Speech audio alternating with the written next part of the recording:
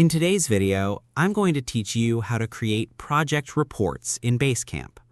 While Basecamp doesn't have a dedicated Reports button, you can still create useful project reports by gathering information from the tools already built into your project. Let's get started.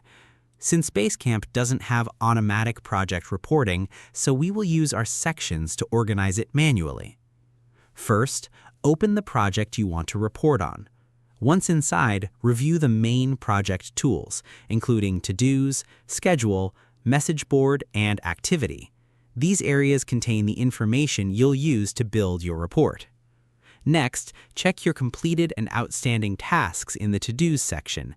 This gives you a clear picture of what has been finished and what still needs attention. Then review the schedule to identify important milestones, upcoming deadlines, and recent events.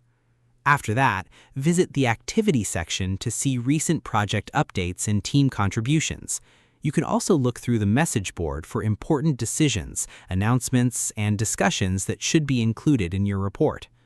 Now, organize the key information into a short summary.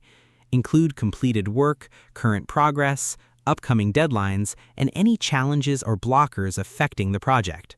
Finally, create a new message on the message board and post your report so team members and stakeholders can easily review it. And that's it.